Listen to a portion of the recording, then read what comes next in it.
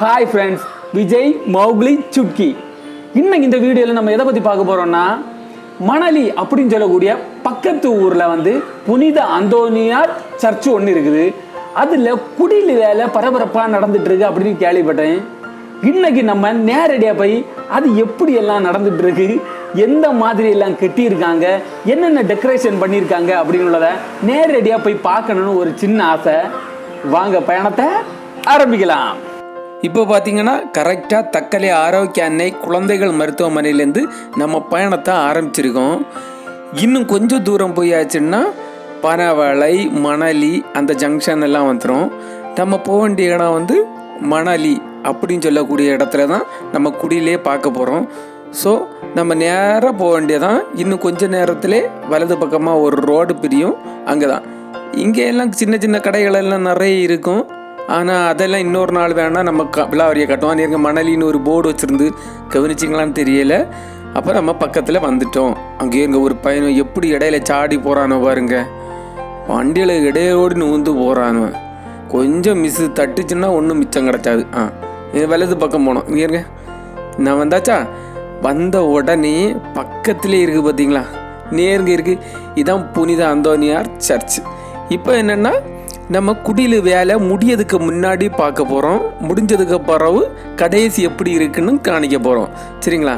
First இப்போ இது ஒரு 3 நாளைக்கு முன்னாடி எடுத்தது.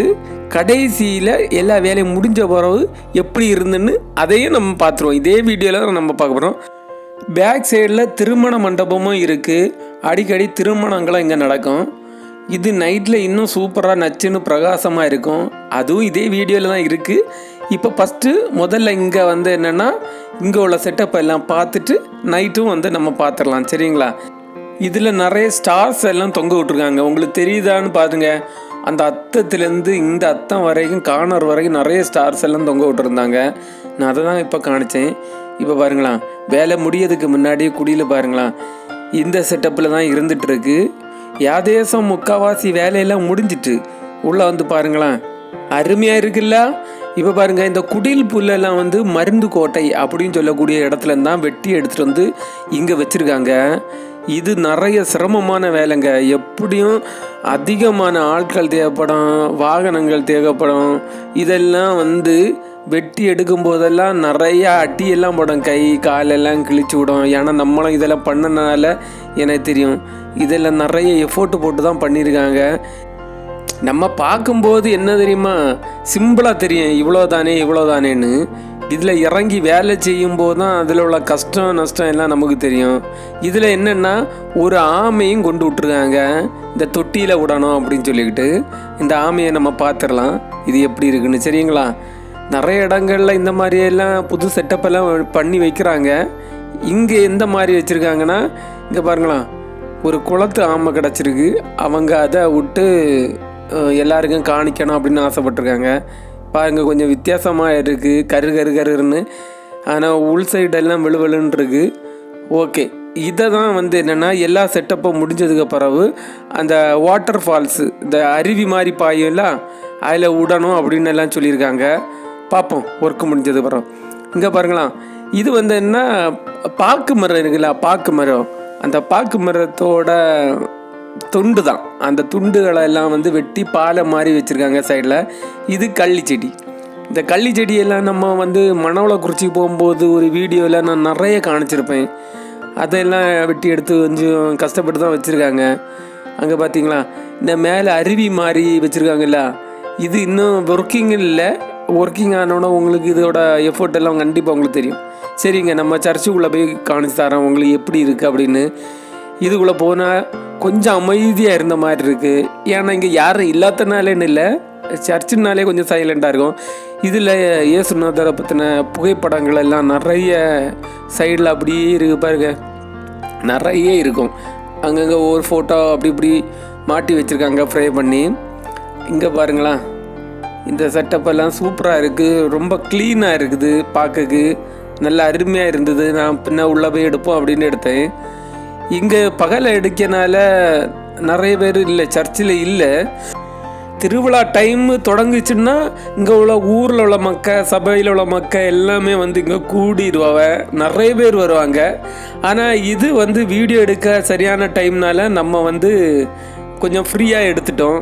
ஓகேங்களா? இனி வேலை முடிஞ்ச பிறகு நைட் எப்படி இருக்குன்னு பார்க்க போகிறோம். சரிங்களா? இப்போ பார்த்தீங்களா, இது நைட்டு நம்ம எடுக்கோம். வந்து இந்த வேலையெல்லாம் முடிஞ்சது பிறகு, சீரியல் எல்லாம் போட்டதுக்கு பிறகு எப்படி இருக்குன்னு பார்க்கணும் அப்படின்னு ஒரு ஆசையில் தான் நான் வந்து பார்க்குறேன்.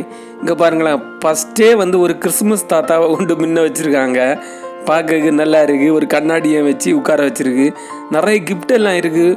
உண்மையிலே அதுக்குள்ளே கிஃப்டெல்லாம் தான் இருக்குது அப்படின்னு நினைக்கிறேன். ஏன்னா எதுக்காக கொடுக்க வச்சுருப்பாங்கன்னு நினைக்கிறேன். நம்ம அதை பற்றி யார்ட்டும் கேட்கல. இங்கே பாருங்களேன், பனி உழுற மாதிரி எல்லாம் செட்டப் பண்ணியிருக்காங்க. கொஞ்சம் அருமையாக இருக்குது. பார்த்தீங்களா, கம்புலேருந்து அப்படியே பனி உழுற மாதிரி அழகாக செட்டப் பண்ணி சூப்பராக வச்சுருக்காங்க. இந்த பனி பிரதேசம் எப்படி இருக்கும் அந்த மாதிரி ஒரு செட்டப் தான். இங்கே பாருங்களா, இந்த பாலம், அடுத்தது அருவி பாய மாதிரி எல்லாம் வச்சுருக்காங்க. நம்ம ஒவ்வொன்றா பார்க்கலாம். இனி காலையில் வீடியோ எடுக்கும்போது இந்த அருவி பாய்ஞ்ச மாதிரியெல்லாம் இல்லை. இப்போ பார்த்தீங்களா, ஓடையிலேருந்து அழகாக அருவி பாய்ஞ்சி அப்படியே பாறைக்கு மேலோடி விழுந்து அப்படியே ஓடையில் வர மாதிரி சூப்பராக செட்டப் பண்ணியிருக்காங்க. ஆனால் இதில் என்னென்னா தண்ணி கொஞ்சம் கலங்கியிருக்கு. அது இன்னும் கொஞ்சம் நேரத்தில் ஃபில்ட்ரு பண்ணி மாற்றுவாங்க. அதாவது இந்த தண்ணியை மாற்றிட்டு வேறு தண்ணியை அதில் ஊற்றி வைப்பாங்க. இது ஒரு ரொட்டேஷனில் தான் போயிட்டுருக்கு. ரொட்டேஷன்னா இந்த தண்ணி மேலே போகும், திரும்ப கீழே வரும். அப்படி இங்கே பாருங்களேன், நடைபாதையில் நிறைய பொம்மைகளெல்லாம் நிறைய வச்சுருக்கு. அவங்க எல்லாம் நடந்து போகிற மாதிரி இந்த மாதிரியெல்லாம் நிறைய செட்டப் எல்லாம் பண்ணியிருக்காங்க. ஒவ்வொருத்தங்களையா நான் பார்க்கலாம். இங்கேருங்க, இங்கே ஒருத்தங்க இருக்காங்க. நான் ஒரு கழுத குட்டியை தூக்கி என்ன வச்சுருக்கு.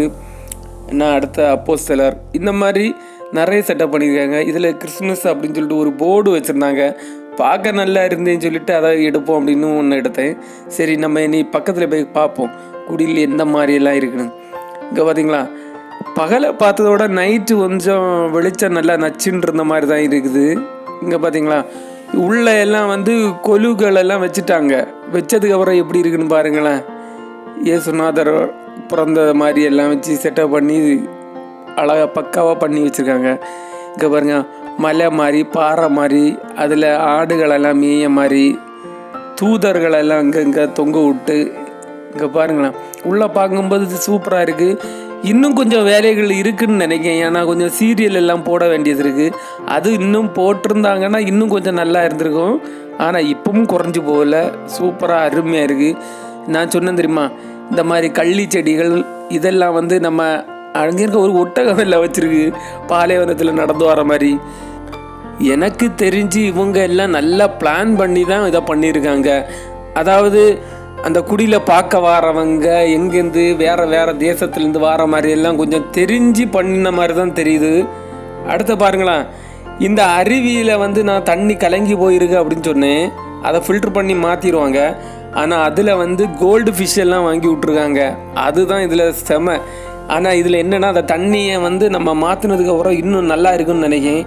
கோல்டு ஃபிஷ்ஷு உள்ளே கிடக்கு, ஆனால் பெரிய அளவில் வெளியே தெரியாத மாதிரி இருக்குது.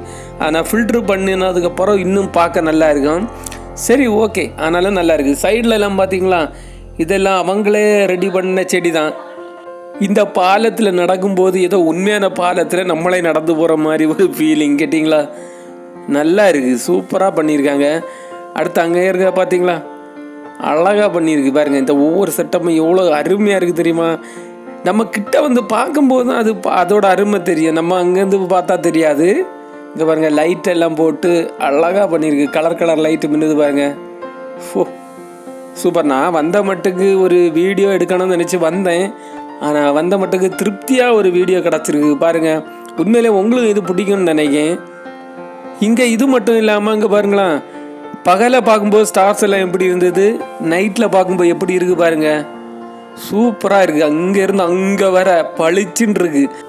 நம்ம மொபைலில் எடுக்கனால வெளிச்சம் வந்து பளிச்சுன்னு நம்ம கேமராவில் பதியனால உங்களுக்கு கொஞ்சம் வித்தியாசமாக தோணும். ஆனால் உண்மையிலே நேரில் வந்து பார்த்தீங்கன்னா அருமையாக இருக்கும். இந்த வீடியோ பிடிச்சிருந்ததுன்னா ஒரு லைக்கை போடுங்க நண்பர்களே. அடுத்த வீடியோவில் சந்திப்போம்.